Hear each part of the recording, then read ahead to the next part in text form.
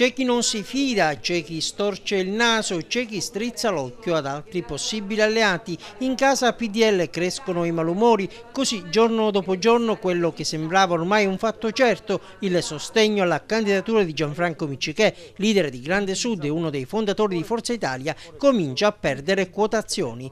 La forte preoccupazione che serpeggia tra alcuni big del Popolo della Libertà è quella che una volta eletto presidente della regione Miccichè possa mettere gli azzurri alla porta. E allora si sta lavorando sotto traccia, ma non troppo, per individuare valide alternative. La pista più gettonata sarebbe quella di un candidato interno. Si fa il nome del presidente dell'Ars, Francesco Cascio, ma resta calda anche quella che porta al rettore dell'Università di Palermo, Roberto Lagalla. Insomma, una figura che possa offrire maggiore sicurezza e allargare la coalizione fino al nuovo polo, che abbraccia anche i finiani, nell'Agrigentino rappresentati dal deputato regionale Luigi Gentile, pronto a ricandidarsi a tornare a Sala d'Ercole. Abbiamo un'alleanza con l'MPA, con l'MPS e con l'API e ci attestiamo, i sondaggi ci danno che questo nuovo polo si attesta intorno al 22%, da là insomma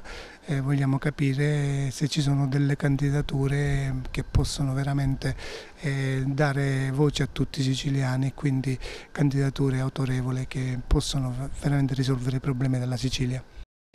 E dopo UDC e PD anche il PSI si schiera accanto a Rosario Crocetta. Secondo il comitato regionale la candidatura dell'ex sindaco di Gela, che ieri a sorpresa ha incassato il sostegno dell'API di Rutelli, appare la più consona. Il Partito Socialista Siciliano auspica però l'unità del centro-sinistra con il coinvolgimento di SEL, ipotesi ad oggi lontana, tanto più che Sinistra Ecologia e Libertà ha già lanciato la candidatura di Claudio Fava e intanto l'MSI ha annunciato che all'appuntamento di ottobre correrà da solo con un proprio candidato.